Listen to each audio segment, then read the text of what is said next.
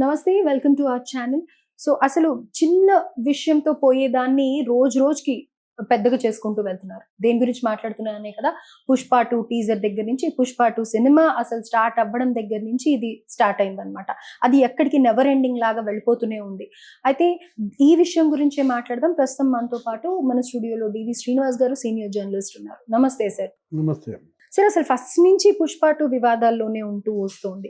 అయితే ఇప్పుడు హీరో దగ్గర నుంచి ప్రొడ్యూసర్స్, సినిమా, థియేటర్ ఇవన్నీ అయిపోయాక ఇప్పుడు ఫ్యాన్స్ దగ్గరకు వచ్చింది. ఎగ్జాక్ట్లీ ఫ్యాన్స్ అని చెప్పుకోలేము. ఎవరైనా వాంటెడ్లీ చేస్తున్నారని కూడా చెప్పుకోవచ్చు ఇందులో. నేను మాట్లాడేది ఏంటి అంటే కనుక రేవంత్ రెడ్డి గారిని, సీఎం గారిని ట్రోల్ చేస్తూ ఉన్నారు.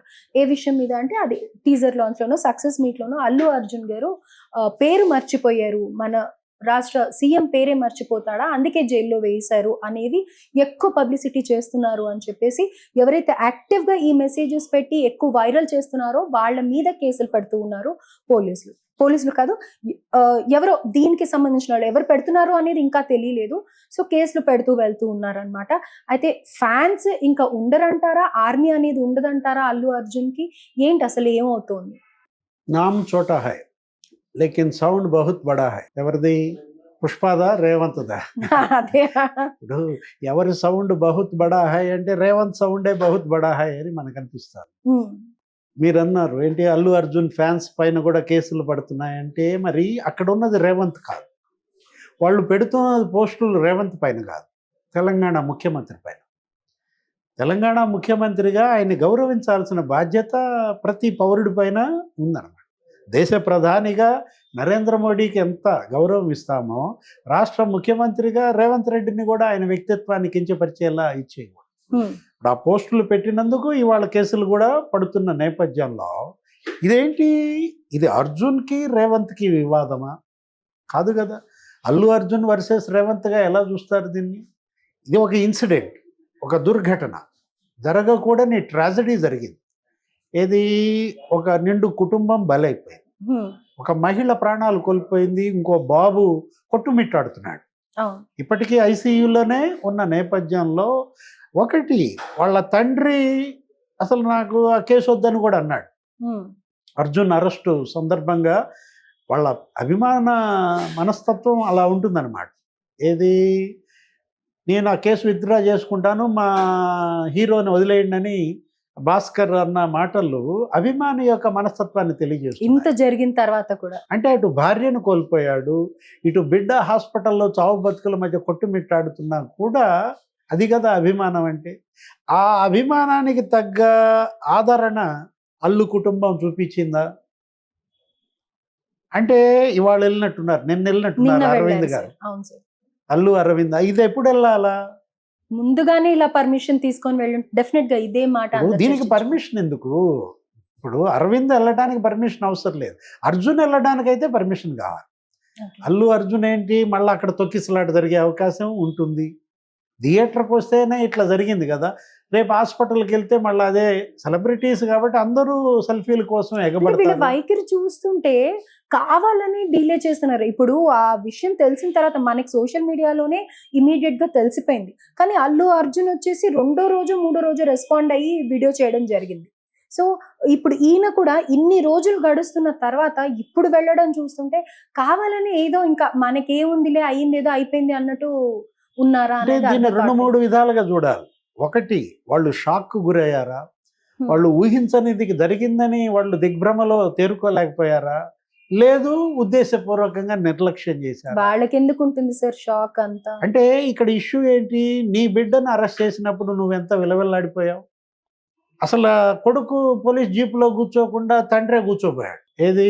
అరవింద్ అర్జున్ కన్నా ముందు ఆయన కూర్చోపోతే వాళ్ళు వద్దన్నారు. అంటే షాక్ అక్కడ ఆ ఫ్యామిలీకి జరిగిన దానికి కాదు, దాని వల్ల వచ్చి వాళ్ళ మీద ఇంపాక్ట్ షాక్ అయ్యారని అనుకోవచ్చు ఇక్కడ. అంటే ఇప్పుడు నీ కొడుకు అరెస్ట్ చేయడానికి పోలీసు వస్తే నువ్వు అసలు అతను జైలుకి వెళ్తే కొన్ని గంటలు జైల్లో ఉండటానికి కూడా వీల్లేదు అన్నట్టుగా నువ్వేంటి రాత్రి 10 దాకా స్టేషన్ దగ్గరే ఉన్నాడు, ఇక కుదరదు, టెక్నికల్గా ఇంకా రేపొద్దునే వదులుతారన్న తెలిసిన తర్వాత క్యాబ్ మాట్లాడుకుని వెళ్ళిపోయాడని మనం మీడియాలో చూసాం అల్లు అరవింద్. అంటే నీ కొడుకు అరెస్ట్ అయితేనే నీ తండ్రి హృదయం అంత విలవిల్లాడింది. మరి ఇక్కడ బిడ్డ ఇవాళ చావు బతుకులతో కొట్టుకుంటుంటే భాస్కర్ గుండె ఎలా విలవిల్లాడుతుంటుంది? అటు భార్యను కోల్పోయాడు. కళ్ళ ముందే పిల్లల కోసం ఆమె బలైంది రేవతి. పిల్లల్ని కాపాడుకోవటం కోసం మనం చూసాం. ఆ డెడ్ బాడీ మనం ఆ చెయ్యి అప్పటికి బిడ్డ చేతుల్లోనే ఉంది పట్టుకుని. అంటే ఆ తొక్కిసలాట ఎవరు కారణం? మొన్న రేవంత్ రెడ్డి ఢిల్లీలో కూడా మాట్లాడింది అదే కదా. ఉద్దేశపూర్వకంగా తొక్కిసలాటకి అల్లు అర్జున్ కారకుడయ్యాడు. మేము వద్దు వద్దు అన్నా కూడా వచ్చాడు. నిన్న ఆయన వెళ్ళాడు ఆనంద్ సిపి ఎక్కడికి, సంధ్యా థియేటర్కి వెళ్ళి ఆ థియేటర్ అతను పరిశీలించి లైసెన్స్ క్యాన్సిల్ చేయమని అన్న దీంట్లో 40 ఏళ్లుగా ఉన్న థియేటర్ ఇవాళ లైసెన్స్ ఎందుకు క్యాన్సిల్ అవుతుంది? ఎవరి వల్ల క్యాన్సిల్ అవుతుంది? ఏ తప్పిదం వల్ల క్యాన్సిల్ అవుతుంది? హైదరాబాద్లో సంధ్యా థియేటర్ అంటే అసలు సినిమాయే సంధ్యా థియేటరు, సంధ్యా థియేటరే సినిమా కదా. తను ఏమన్నాడు, నేను 20 సార్లు వెళ్ళాను, 30 సార్లు అక్కడ సినిమా చూశాను, అప్పుడెప్పుడు అది జరగలేదంటాడు. అంటే ఇప్పటికీ కూడా మీలో జరిగిన ట్రాజడీ, ఆ తప్పిదం పట్ల మీరు చూపాల్సిన ఆ కన్సర్న్ చూపకపోవటం ఇక్కడ దురదృష్టకరం. ఎగ్జాక్ట్లీ. సరే, what ever it may be, నిన్న ఆయన వెళ్ళారు, ఎవరు అరవింద్ గారు, ఆ కుటుంబం ఏది కావాలన్నా ఇస్తానన్నారు. ముఖ్యమంత్రి రేవంత్ రెడ్డికి ధన్యవాదాలు చెప్పారు, ప్రభుత్వానికి ధన్యవాదాలు చెప్పారు, అటు ఆసుపత్రి వాళ్ళకు కూడా ధన్యవాదాలు చెప్పారు అల్లు అరవింద్. దీన్ని అడ్డం పెట్టుకుని రాజకీయ లాభాలు పొందాలని చూశారు కేటీఆర్. అంటే నీ పేరు ఆడియో ఫంక్షన్ అప్పుడు చెప్పకపోతే జైల్లో పెడతావా?